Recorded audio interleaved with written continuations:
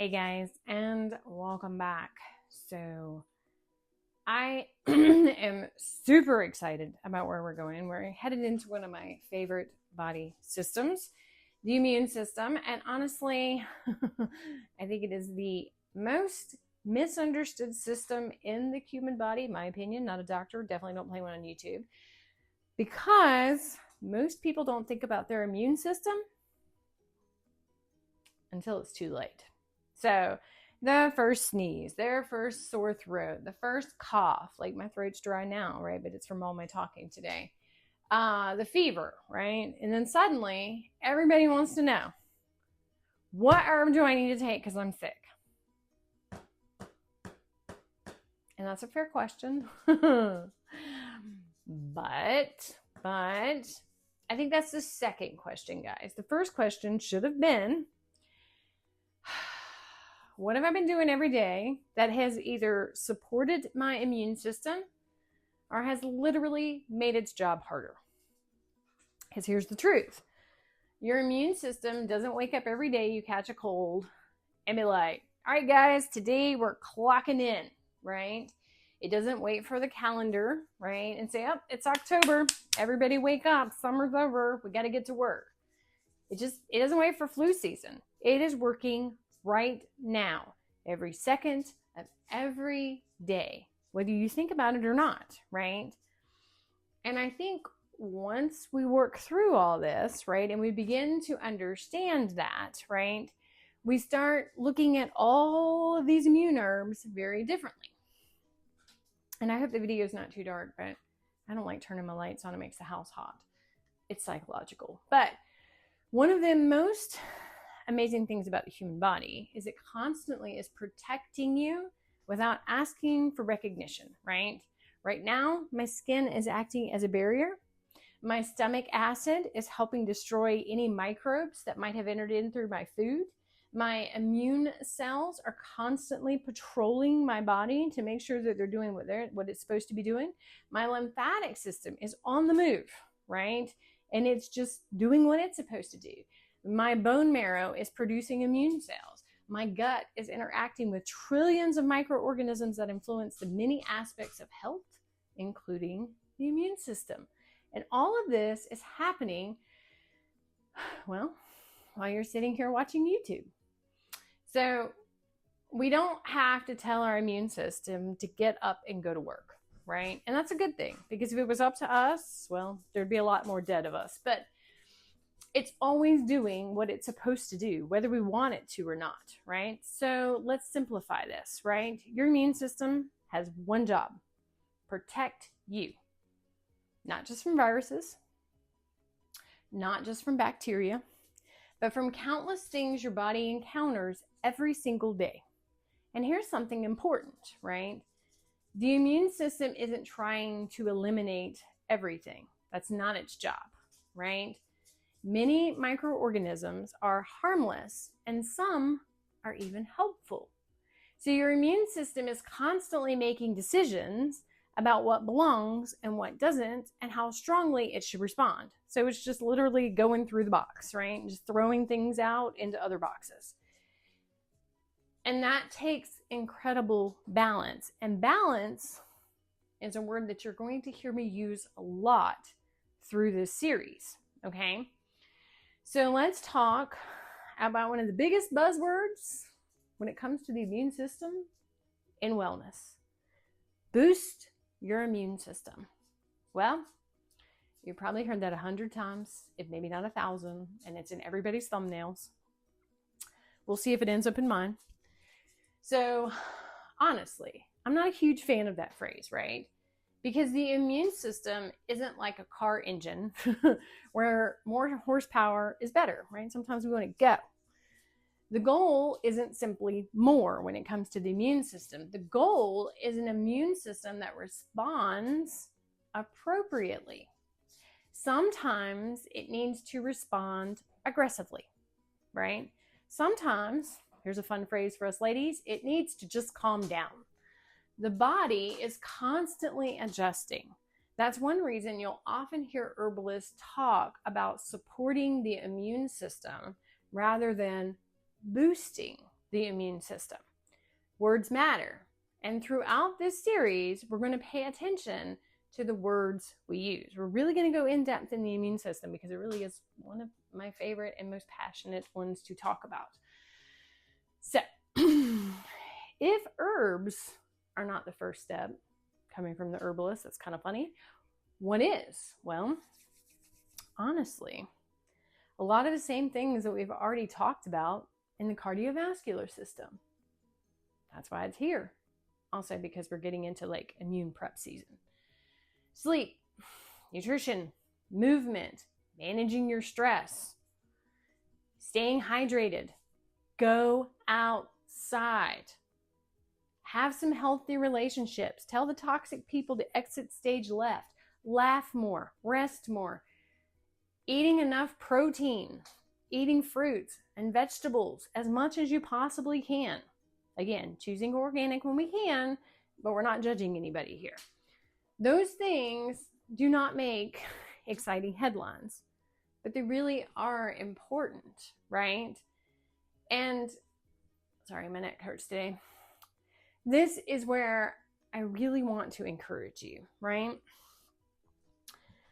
Sometimes social media makes it sound like you have to buy everything organic, right? We started out with this in the cardiovascular system. You better raise your own chickens. You better grow your own herbs. You better have your own greenhouse. You better make every meal from scratch.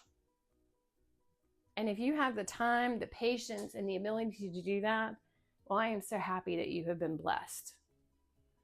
And I really am happy for you. But that's really not how everybody works, right? So again, a lot of us have full-time jobs, right? A lot of us are raising children while doing those full-time jobs. Our parents are somewhere in the mix of things for some of us. Maybe you just retired and that's why you're here, because you're like, I finally have time to take care of me, right? So holistic health isn't reserved for the people with unlimited time and unlimited money, right? So you're going to hear that a lot too. It's for everyone, right? So don't let perfect become your enemy of better. If you can buy organic or grow organic, do it.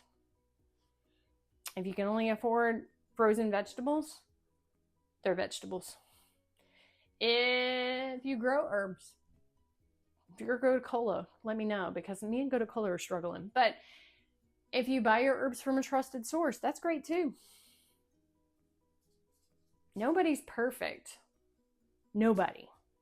And the point is making intentional choices, right? With the resources we have. If we all become billionaires tomorrow, we're all going to buy everything organic, grass-fed, and perfect, right? But until that point, we're not. So we're going to think of herbs as partners, not replacement. They're supportive, healthy. They're supporting your healthy habits. They're not making excuses for junky habits. They become part of a lifestyle that's already moving in a healthy direction, right? So that's why this series isn't going to be, let's talk about elderberry, echinacea, this other immune herb. We're going to talk about soup. We're going to talk about tea. We're going to talk about preparedness, and not in the sense that you think, right? We're going to talk about fire cider. We're going to talk about kitchen herbalism. We're going to talk about seasonal wellness and how to think like an herbalist through all of this. Because herbalism has never been about just take the herbs and be quiet. It's about learning to care for the whole person. And I'm giving you the permission, if nobody else has in your life, take care of you, okay?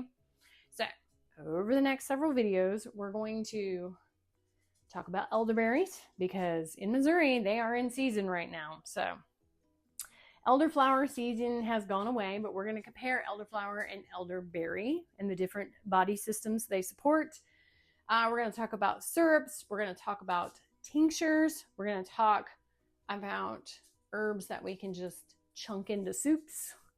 We're going to compare traditional fire cider, right, and hibiscus fire cider, right? Some of us don't like to set our guts on fire.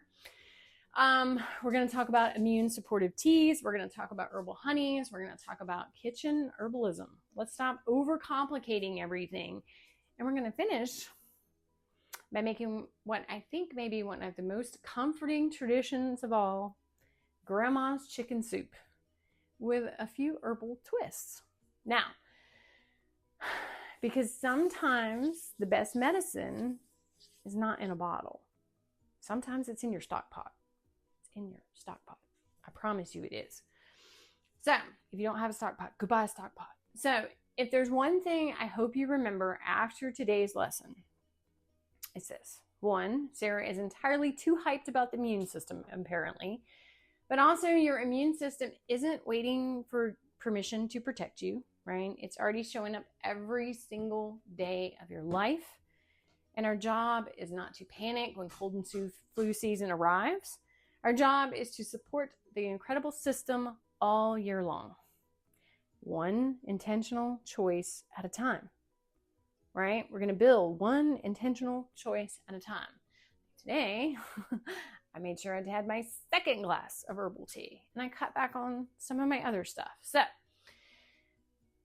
the elderberries are ready. So we're going to move into elderberry with our next video, like I said. So I'm excited, guys. I've been looking forward to this one, and I didn't start out with the immune system as much as I enjoy it, because I knew, like, with the hype that I would get to it, it was like the reward after doing all the other stuff. So now we're really going to start getting into the body systems that I think are fun and educational and misunderstood, and everybody wants the quick fixes for, because again, like,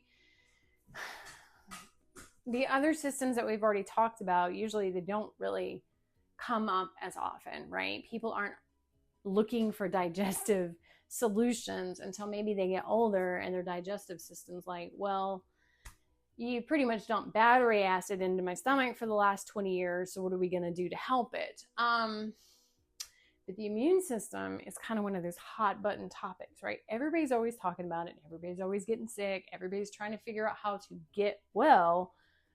So let's flip it on its head and try to figure out how to avoid getting sick, but also how to recover if we do. Now, funny story, and then I'm gonna let you go. Usually every year, some sludge, junk, or whatever comes through. And I'm not saying this in a braggy situation by no stretch of the imagination. I'm not saying that I do not get sick. But when the heavy hitters come through, like last year was the coronavirus, everybody around me was spewing their guts out. I didn't catch it. Did I have a panic attack because I hate the coronavirus? Absolutely, but I didn't catch it. And there were preventative things I did to make sure that I didn't. One, I banned all small children from my house, but I also did some other preventative things. I don't usually catch the colds and the flus that are going around. That doesn't mean that I don't catch things from time to time. I do. I'm human. I don't live in a vacuum. But I recover pretty quickly too. And so I want to share that with you because I hate being sick. Absolutely loathe it because I don't have time to be sick. If you have time to be sick and want to lay around and watch TV, all right, cool. I do not.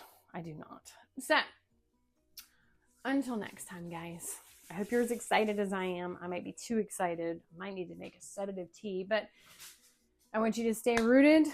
I want you to stay curious. And as always, keep growing in grace.